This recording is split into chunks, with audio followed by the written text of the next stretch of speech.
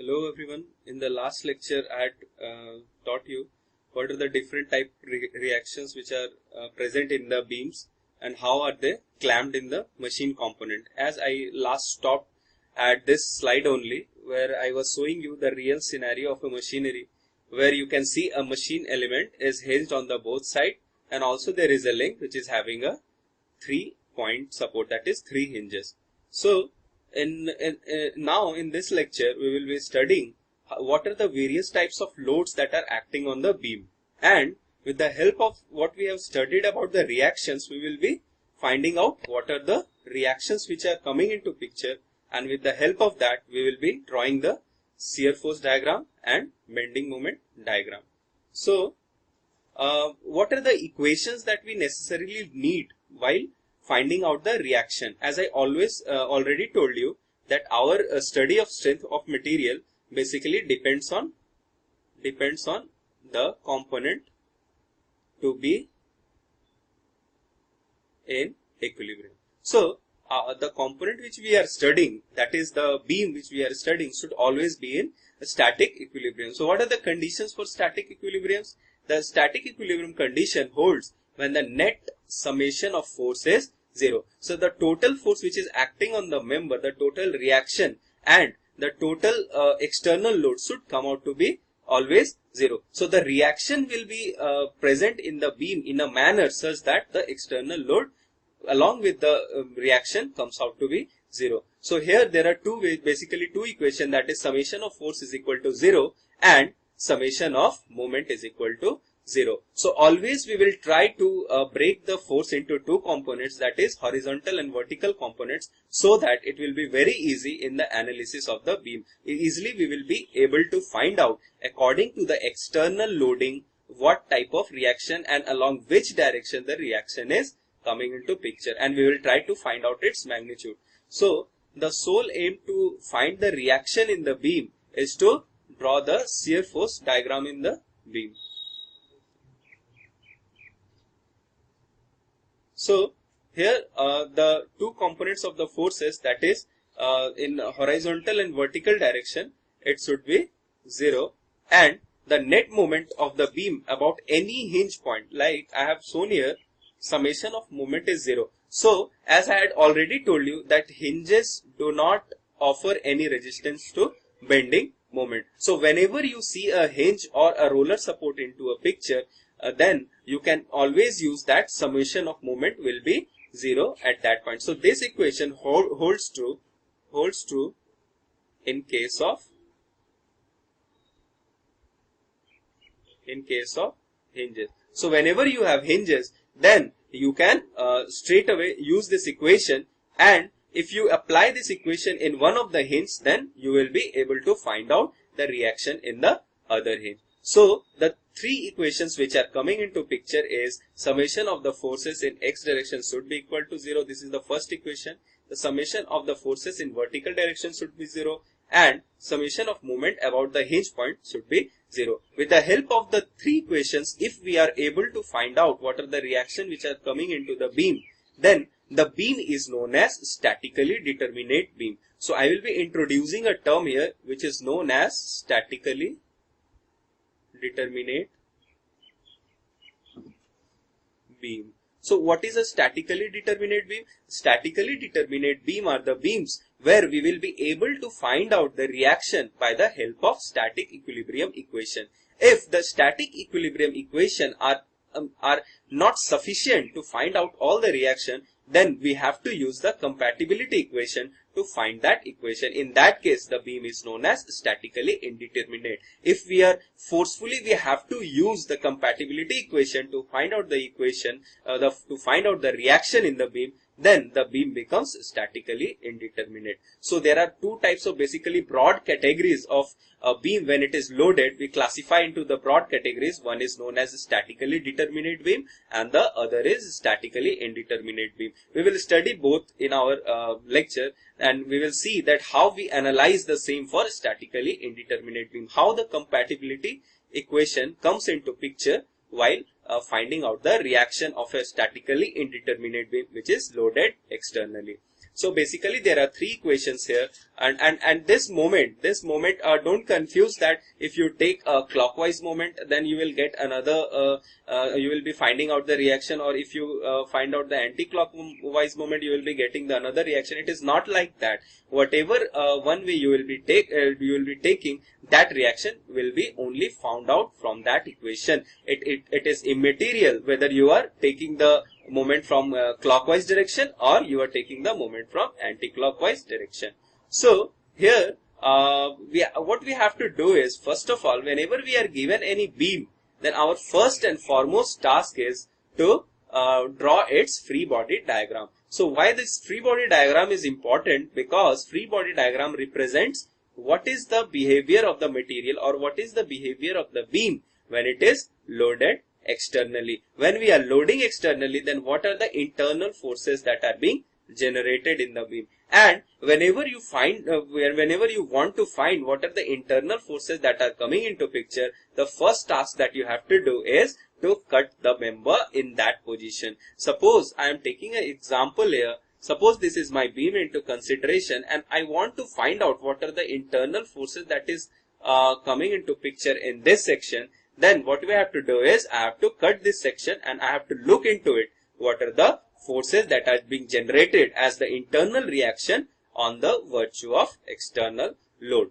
So I am drawing a map for you. I am just drawing a blueprint where you have to follow it. Whenever you are given a beam and which is loaded, and you are required to find out what are the reactions, and further if you are asked to find out the shear force diagram and bending moment diagram, always start with the line diagram. You have to start with a line diagram. Always draw a line diagram of a beam, represent the beam with a line diagram, and show the external forces. After drawing this line diagram, come on to the next part. The next task is to find the type of beam. You have to find out the type of beam. What I mean to say is, as I have already earlier told you, the difference between a statically determinate and a statically indeterminate beam. So first of all, you have to check whether you are able to find out the reactions in the supports by the help of static equilibrium or not. If you are able to find out all the reactions by the help of static equilibrium equation, then the beam is determinate. And if you are not able to find out, then you have to apply the compatibility equation such that you will be able to find the reaction. Now, as I have told you about the static equilibrium equation, see this moment which is acting, it is written here, it is acting perpendicular to the plane of containing forces. So if suppose the force is acting in a transverse direction, then this force will be giving a moment in that plane only. So what is the meaning of this statement, perpendicular to the plane containing the forces? It means that whenever there is a force and it is not clearly defined that whether it is acting in transverse direction or it is acting in another direction. Suppose I take the load and it is acting at a certain angle. So this force will be having two components. One will be in the vertical direction, that will be pointed downwards, and another will be in the plane which is perpendicular to the plane of this board. So it will all depend on the type of load that we'll be seeing, and we will be seeing. Just keep in mind what are the types of equations that you will be using, and don't bother now about the planes on which we will be taking the moment, or we will be defining the forces to get the reaction in the beam. So the first task is to draw the line diagram. The second task is to find out the type of beam, that is statically determinate or not. The third point is to find the reactions, whether the beam is statically determinate or whether the beam is not statically determinate. Whatever be the case, use the compatibility equation in case of indeterminate beams to find out the reaction in the beams. And by the help of this reaction, you draw the free body diagram of the beam again, showing that what are the reaction that is the external load is offering to the beam, or the reaction the supports are offering to the beam, and also the external load. Suppose my external load was something like this, then I will show here my reactions at 2 points. Suppose this is my R1, this is my R2. So in this way, I will show my free body diagram showing the external loading and the direction of the reaction force. And by using the static equilibrium equation, we will be finding what are the vertical forces or the vertical reactions which are coming into picture. So after finding out what are the reactions, just I am deleting it. So after finding out what are the reactions which are coming to the beam, the reaction the support is offering to the beam, our next task is to draw the shear force diagram. So how this shear force diagram will be drawn, I will be covering many questions on this, and also I will be showing you the shortcut method by which you will be able to directly predict what will be the shear force diagram from the bending moment, or what will be the shear force diagram from the loading intensity which is provided on the beam. So after drawing the shear force diagram, our next task is to draw the BMD. So many of you will be having the question that without shear force diagram, if you are able to draw the bending moment diagram or not. You can always do. You can directly go into the bending moment equations and you can directly draw the diagram. But it is always advisable if you draw the shear force diagram, and after that if you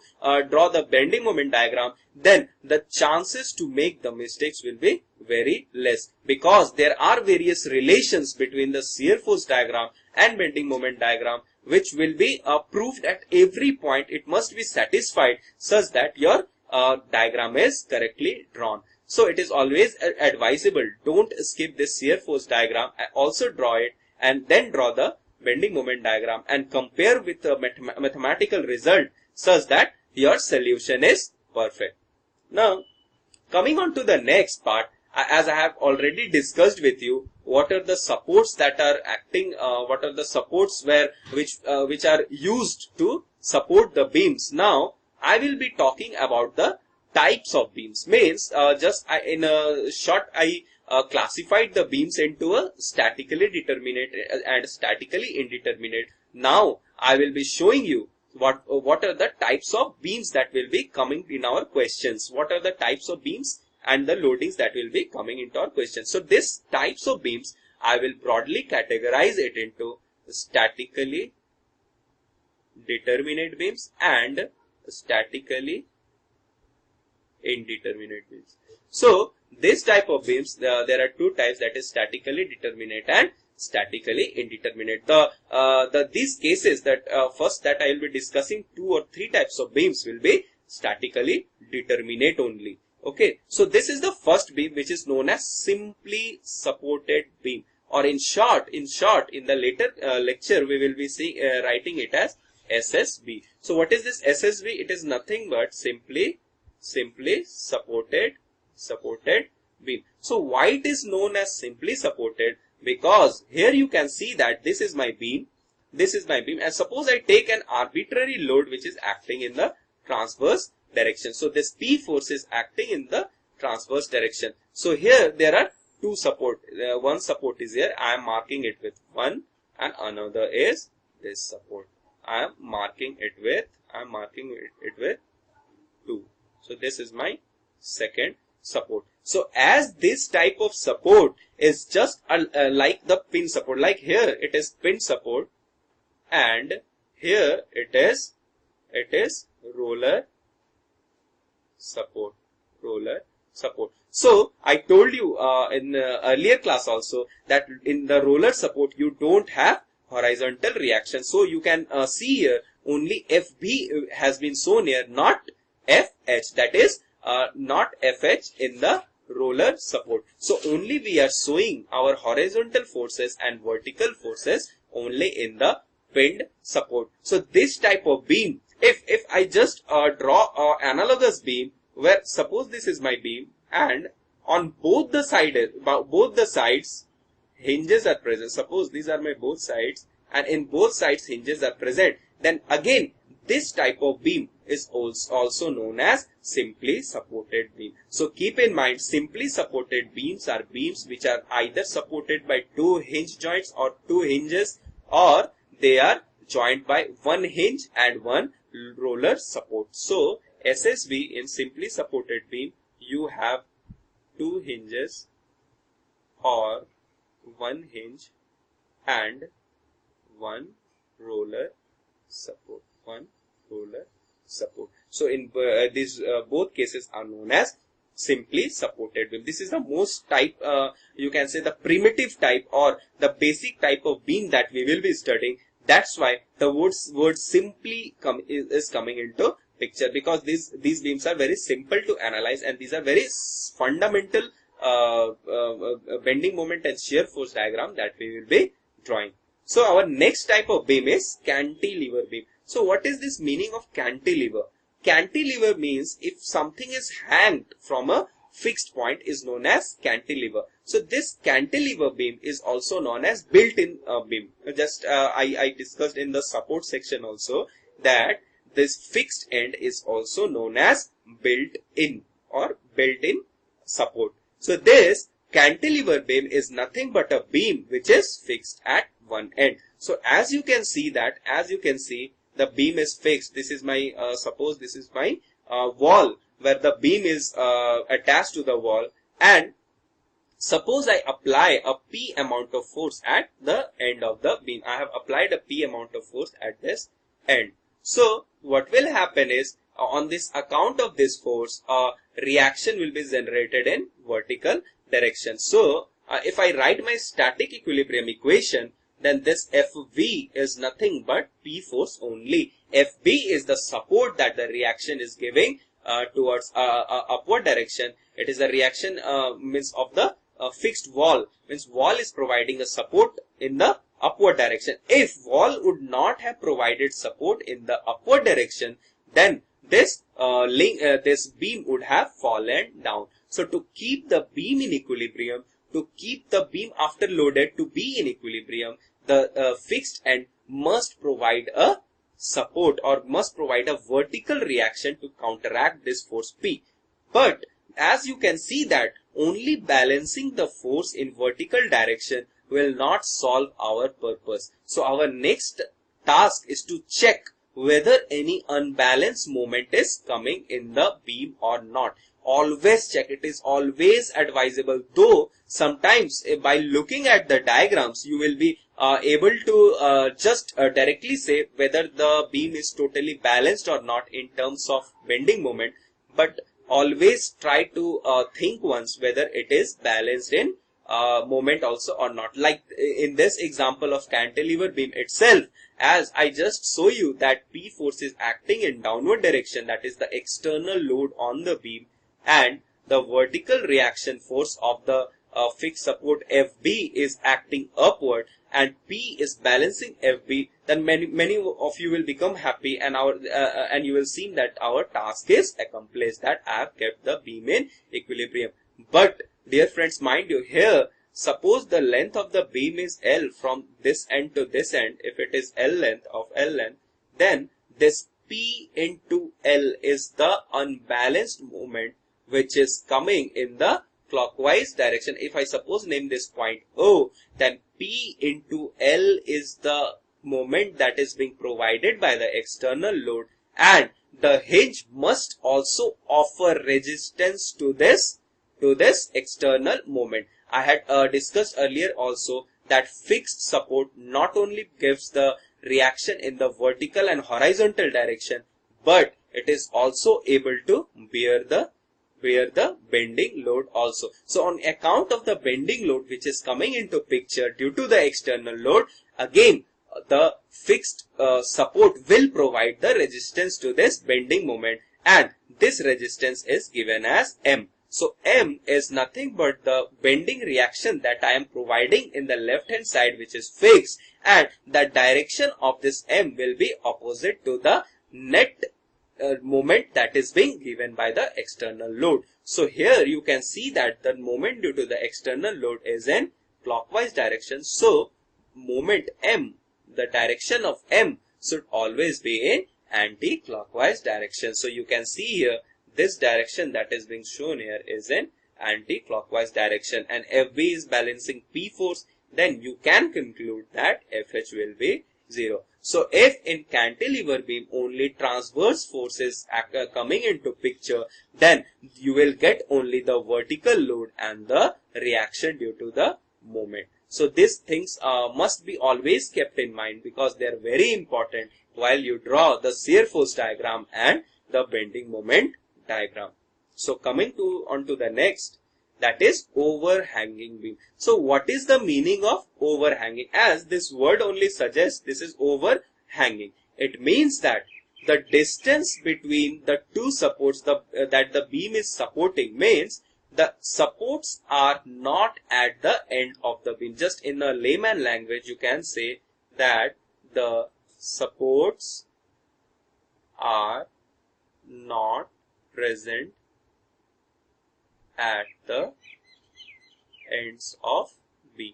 So in earlier case of simply support, just I want to show you again. In this case, you can see that the two supports are present at the ends. So there is no extra length which is after the support. Suppose I have suppose this beam would have been of this much length, then this much length would have been the overhang, like in this diagram. So in this diagram, you can see that again this is a type of simply support, but we will not speak here or tell this one as simply support because this much part of the beam is overhanging. So this length L is known as overhang. This is overhang. So whenever the beam is not loaded in or a beam is not supported at the ends, but two supports are applied in any position apart from the ends, then it will be a overhang beam. So it is also another type of beam that we will be seeing while drawing the free body diagram, shear force diagram and bending moment diagram. So this is a overhanging beam, and again you will see that here this is a hinge or a pin support, hinge, or I can also use the term pin support, and this is roller support. So in overhanging beam also, the support types are like the simply supported beams, but a part of length is outside the range, or you can say the outside the support position of the beam. So this type of beam is overhanging, called as overhanging because this length L is hanging after this support. So the next one is statically indeterminate beam. I had already classified the beams into the broad category, and this is the statically indeterminate beam. So why it is known as statically indeterminate? So what is the reason behind this? We will see. Now, as this is a hinge reaction, hinge is provided. Suppose I give an external load P. So on account of this external load P, always reactions will be generated in the beam due to the support. So what are the support reactions that a beam is being offered? That is, one will be a vertical. I am denoting RV. Here it will be RH, as it is a roller support. So here I am representing it by A, suppose R dash V, and here it is again roller support, so it will be R double dash V. So here you can see that this horizontal force has no any other force to balance, means the external force P is only acting in the downward direction, and the component of this P, if I try to take the component, this is 90 degree. So the component of P in this direction is P cos 90, which is nothing but 0. So always you can directly say, you don't have to do always P cos theta or something like that. If you see that the beam is acting perpendicular to the longitudinal axis, then it will not be going to provide any external load in the horizontal direction. Only the load that will be present will be in the vertical direction. So what will be the task of the supports? The task of the support will be to balance this external load P. So here you can see that I can just write the equation considering equilibrium in vertical direction to be 0, means I am considering equilibrium in the vertical direction. So what I mean by vertical direction, again I will draw my coordinate system. Suppose this is x-axis, this is y-axis. So this vertical force I will be taking about y-axis, and this vertical force about y-axis should be equal to 0 for the member to keep it in equilibrium. So what is the equation that I will write? Suppose my downward direction along y is negative. So taking an upward y is positive. This is my positive axis. This is my negative axis. So I can write here RV, which is acting in upward direction. So I have taken it to be positive RV plus R dash V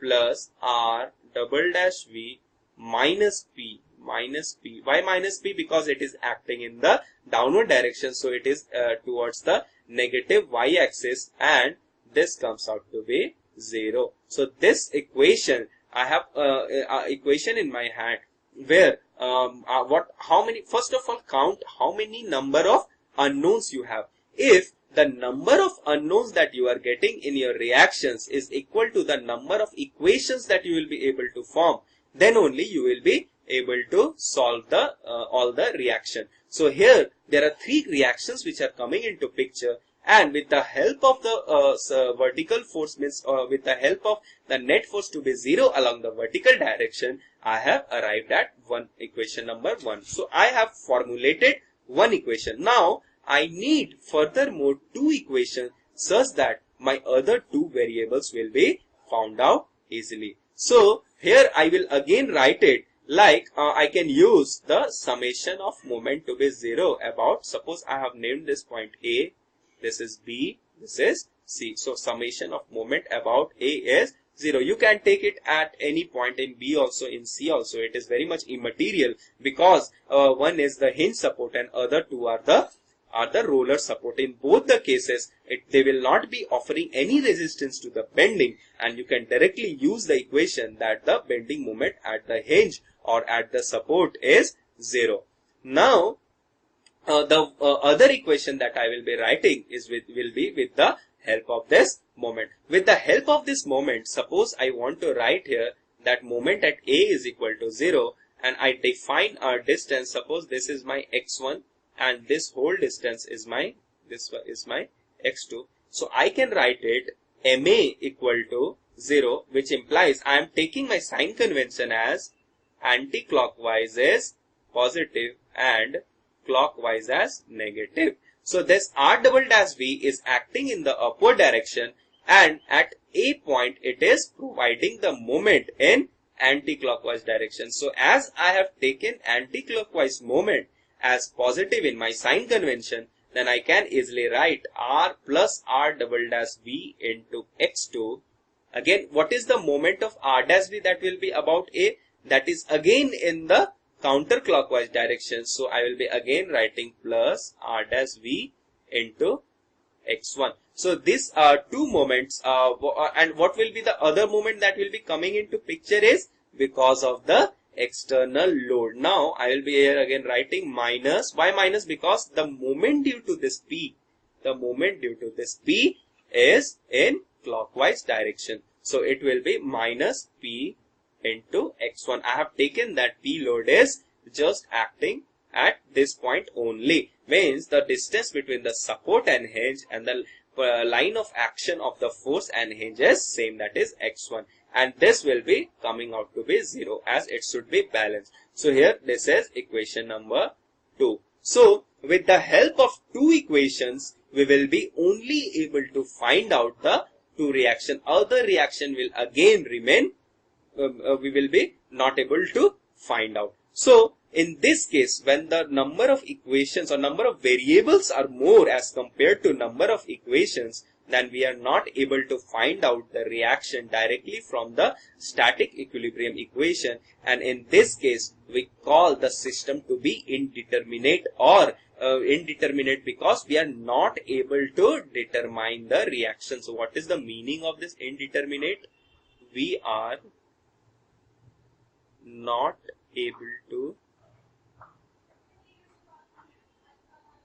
find out the reaction from static equilibrium equation. So from the static equilibrium equation, we are not able to find out. So what we have to do is we have to use a compatibility equation, because the support reactions are always necessary to find out the shear force diagram. So here as you can see that point C is having the roller support. So I can say that here point C will have zero deflection, as this will be always attached to the ground. So I will develop my equation in such a way that delta C means the deflection at C comes out to be 0, and it will provide my third equation that we will be seeing it later. Just for now understanding, just think like that. If the system is in such a manner that the external load is providing the reaction to the beam, means the supports are providing the reaction on the beam due to the external load, and if by the help of the static equilibrium equation you are able to find out the reaction, then it is a statically determinate beam. Else, if you are forced to use the compatibility equation, as the number of equations are less as compared to number of reactions in the beam, then the system becomes totally indeterminate. So coming on to the next is statically indeterminate beam of second type. And here the determinacy, the order of indeterminacy. Just I am writing it clearly here. So the order of it, what is the order of indeterminacy? Order of indeterminacy speaks that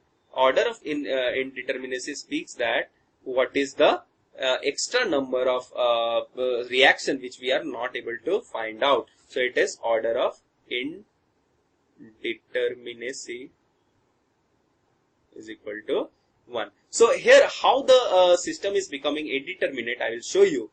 This is also like cantilever only. You can say partly like cantilever, because in cantilever this support is not present. So because of this presence of extra support at its end, this beam becomes indeterminate. So again, if I show you arbitrary load P is acting, so what will be the support reactions that I will be getting? Again, going back to my analysis of cantilever beam, I will just show you once again so that you don't get confused. So this was my cantilever beam. In this cantilever beam, what I was having is the reaction due to moment and the reaction in vertical and horizontal direction. So again, now here what will happen is reaction will be coming into picture in vertical direction. Suppose this is A, this is B. So this is RAB, this is RBV. Again, a roller support is there. So only vertical reaction will be coming into picture, and there will be no horizontal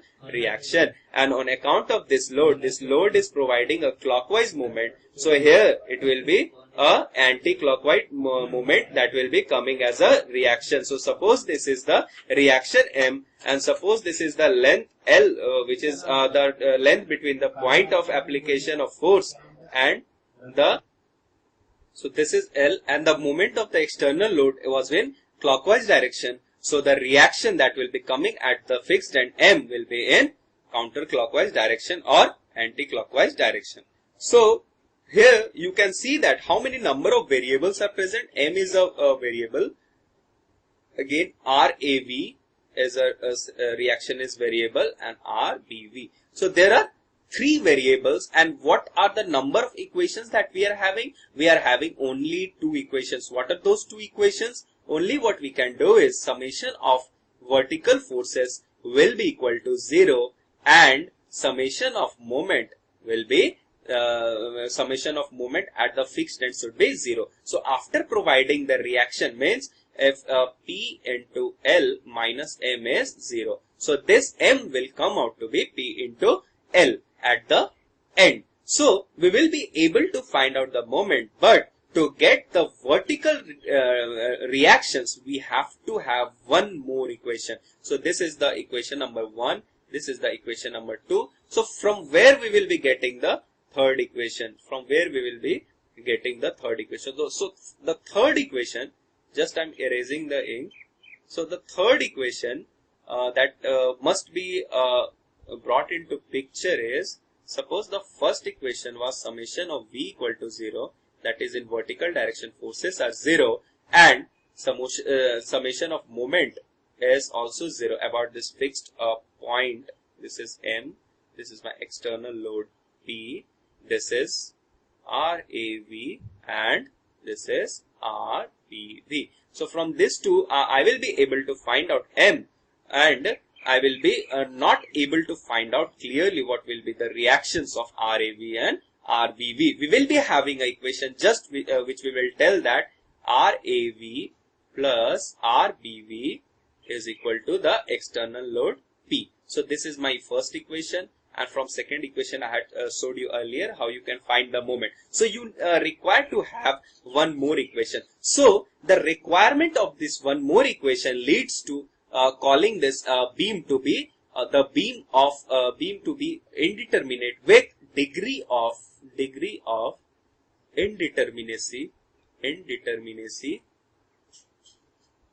as 1. So what is the degree of indeterminacy? Degree of indeterminacy means the number of extra compatibility equation that you are required to apply in your mathematics to find out the reaction of the beam. So here I have to use one more equation apart from the static equilibrium equation. So what will be the equation here? Suppose this is my A point, this is my C point, this is my B point. So deflection at B will be 0. So compatibility equations are generally we find out by putting any condition, like here as I was able to see that this is a roller support and the beam cannot push this roller support inside the ground. It means that the beam is not going to have any amount of deflection at point B. So the deflection at point B should be equal to 0, and this is the compatibility equation. So this equation turns out to be equation number 3,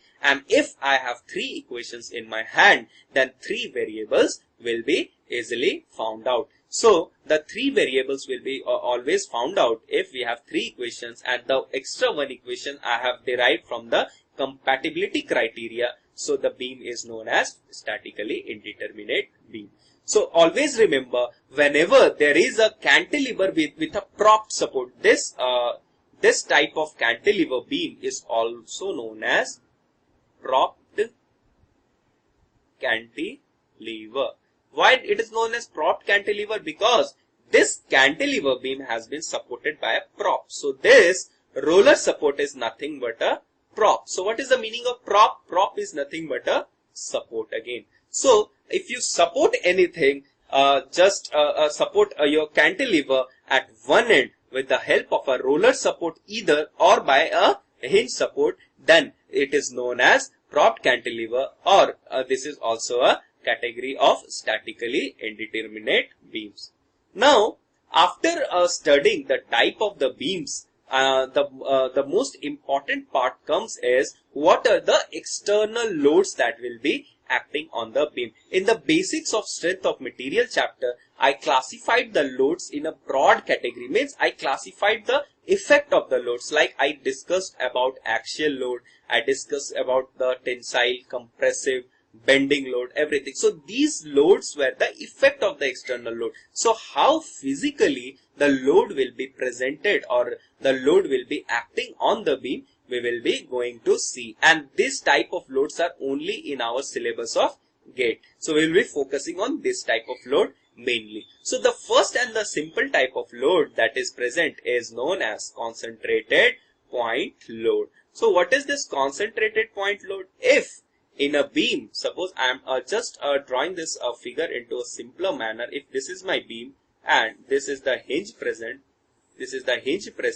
and suppose a point load, a load is acting at a particular point or a moment is acting at a particular point. So if at a particular point a force or a moment is acting, then it is known as concentrated load or concentrated moment, because it is concentrated at a point only. And because of this concentrated load, we will see later that in shear force diagram, we always get a jump. Always there is a jump because of the concentrated point load. So this is known as concentrated point load. Then how we apply this concentrated point load on this beam? Physically, as you can see that there is a hanger present, hanger number A, hanger number B, and with the help of this hanger, you are hanging the load W1 and W2. So W1 and W2 are nothing but the point loads. In the same manner, if the moment can also be applied to a particular point,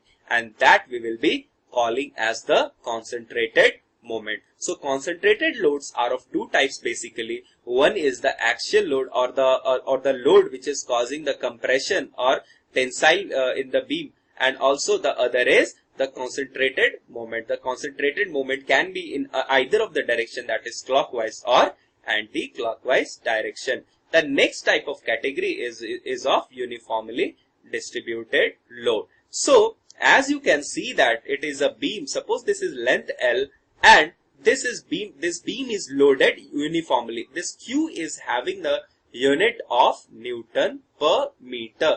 Newton per meter means this is a type of load which is distributed over the two supports, over the entire beam. Because of this distribution of the load, this is known as uniformly distributed load. Suppose I want to convert this load. Suppose I have in this example only, I have a beam where a load P is acting at a particular point. Now I want to convert this load into the uniformly distributed load. And what we will do is we will take the loading intensity, which is defined as W, as total weight per unit length. So this P by L is loading intensity, and we will be showing here again like this, and this will be the supports. Then this will be converted into a UDL. Mind you, again I am saying this word converted, but it doesn't mean that the results of the concentrated load will be exactly same as the uniformly distributed load, although the total load amounts to be same. What I mean to say is, here the load P is acting in a concentrated manner on the beam, and this load also has been distributed in the entire span of length L. The total load is P only. Here also you can see that P by L is loading intensity. It means that P equal to W into L. So the entire load which was acting earlier means the entire load P is also again same, but the effects will not be the same. I mean to say that effects means the deflection, the stresses induced, the bending moment, the shear force diagram will be entirely different. Just to make you understand how I can distribute the load over the entire beam. Suppose I have a member. I am again giving you example, beautiful example. Suppose this is my member, or just say a shaft made of mild steel. So in the design analysis, if nothing has been given about the self weight of the member, so when we are designing that member, then we generally ignore its self weight. But this self weight is always present.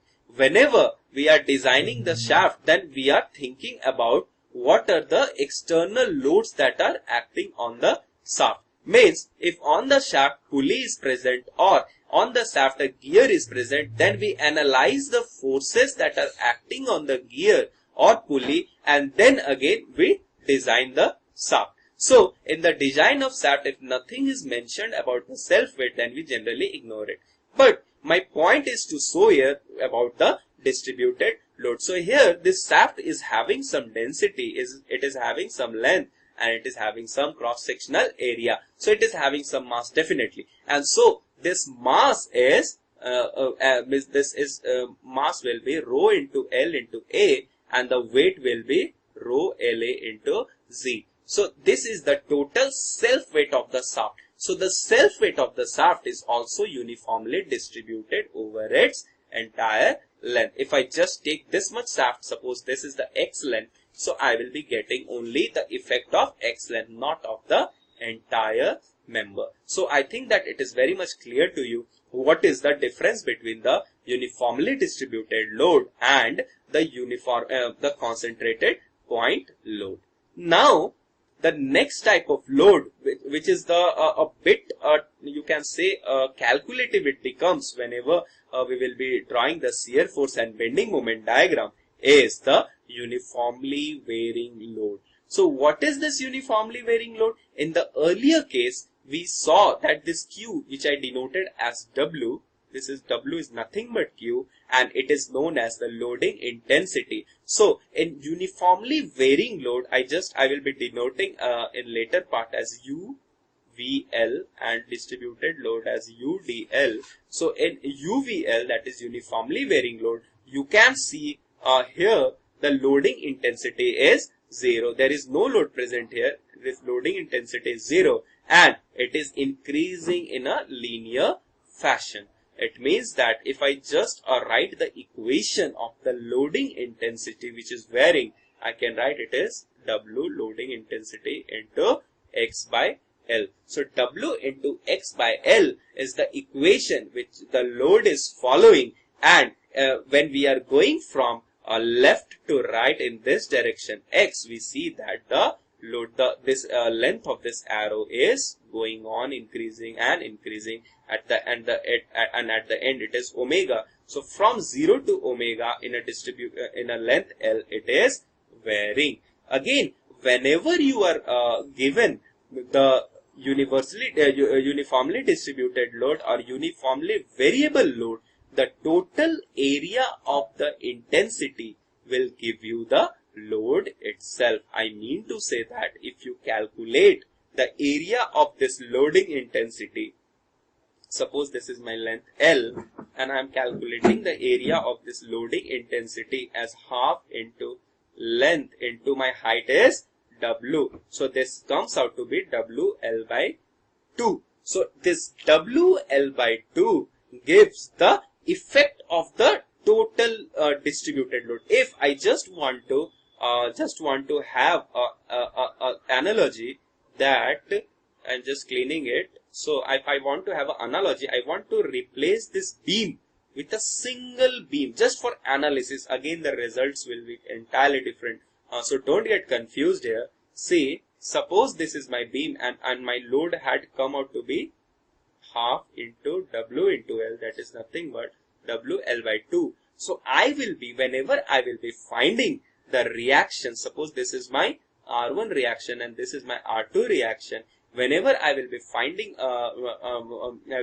the reaction. So one question must be hovering in your mind, that whenever I am finding the reaction, then where I will take this load acting, because it is acting over the entire length. So always remember, whenever it is a case of uniformly distributed load or it is a case of uniformly varying load, always the total load which is coming should be acting towards the centroid of the loading section. I mean to say, if this was my loading pattern which was shown here, this is the loading pattern. So this is the centroid of this triangular section which will be at a distance of L by 3. So just I will put an imaginary point load here of magnitude WL by 3 and WL by 2, and this is WL by 2, and I will be finding out the reaction. After my task of finding out the reaction has been accomplished, then this analogous beam has not much significance. Again, we have to do our analysis with respect to this beam only. So just in a gist, I want to brief it again that whenever there is a uniformly distributed load or whenever there is a uniformly varying load, the effect of the total load can be accounted with a single point load by taking the area of the loading intensity diagram. This is nothing but loading intensity. This diagram which has been shown is loading intensity, and the area that which will come out will be the total amount of force that will be acting on the beam. And in the analogous beam that we will be drawing just for the sake of calculation of the reaction, that load must pass through centroid. Again, for this triangular load I just showed you. Now I will be showing for this means UDL, that is uniformly distributed load also. So this uniformly distributed load, I am just drawing a line diagram. If this is Q, or in my convention, I will follow it as W. It is not the same only. You can follow anything. And the length is L. It means that the total load, this W is Newton per meter, means load per unit length. So what is the unit of W? Is load per unit length. This is load per unit length. So if you multiply this with the whole length, then you will be getting the total load. So if loading intensity is W and small w and total length is L, it means that total load is W into L. And how this load will be acting? It will be acting towards centroid. Suppose I consider this beam to be totally symmetrical. So where the centroid will lie? It will be lying at a distance L by 2. And it will be WL by 2, analogous force of a uniformly distributed load. And again, I will be able to find out the reaction from the static equilibrium equations. After my task of finding out the reaction is accomplished, then we will straight away, we will never use this type of beam again. Means we will never use this analogous beam, and our analysis will follow this beam only. That is the uniformly distributed load only. Now, I just want to make it clear the analogous beam which I just showed you and explained you why we are taking is only and only purpose is to find the reaction, to find out the reaction, because it becomes very easy if you just substitute the total amount of distributed load to its centroid and you find out the reaction which is coming into picture. So this is nothing but the centroid of the beam, as it was symmetrical, so it must lie at the center. And in case of triangular load, this will be at a distance of L by 3 from this side, or at a distance of 2L by 3 from this side. So it will be at this the equivalent load, that is the total area that it will be acting at from the centroid only. Coming on to the next is concentrated moment. Though I have told earlier, now I just will rush here, because I will just want to show you how this concentrated moment is applied. Many of you must be having the confusion that I just showed in my diagram, that a moment is acting like this. So how I will apply this moment? How this apply? I am just not going to turn the shaft or turn the beam at that point, and I will say that I have applied a point load. So what is the basic principle by which you can apply the point load? Just my dear friend, this is very, very important, because if you know the physical interpretation of the things, then it becomes very easy to solve the numerical problems and to visualize it, and you will never be mistaken. That is the main advantage of it. Suppose this is my beam and a frame, I have applied it like this. This is a frame, just an external support, which is I have considered it to be massless. This is my beam, this is my beam, and this is my prop, or I can say that just a tool to give load. It is just a tool to give load. It means that if I apply a force P in this direction and apply a force P in this direction, and total length is A here, then this application of P force in right hand direction and left hand direction forms a couple. And what is this magnitude of couple? It is P into A. P into A. So in this manner, if I just provide a tool or just a support, and I just pull that support in both the direction in opposite manner, I can do this because I can just apply a force in one linear direction. Again, I can also apply a force in the opposite direction. If I am pulling these 2 points, this A and B, if I am pulling these 2 points A and B towards the opposite direction, then the effect of that pull is a couple, and that only we require. So we are not actually applying a moment at that point where the concentrated moment has to be applied, but we will be just using a manner, using a frame, and just by pulling that frame, we will induce a concentrated moment at that point itself. So just I want to summarize what we have studied today. Was just we started with our physical machine, where we saw how the beams are clamped or how the beams are positioned. Again, we saw the different type of statically determinate and indeterminate beams. Why we call it indeterminate, why we call it a determinate, and what are its types. And the third point that was of utmost importance was the load types, the load acting externally on the beam. So from next lecture onwards, we will be just further entering into the details of analysis, and I will solve a lot of problems where I will just show you how the theory that we have studied, how I can utilize in my problem solving. I just discussed this. This is nothing but a problem in itself only, the thing that I've discussed here. But in greater detail, we will see later. So till then, enjoy. Thank you. Have a nice day.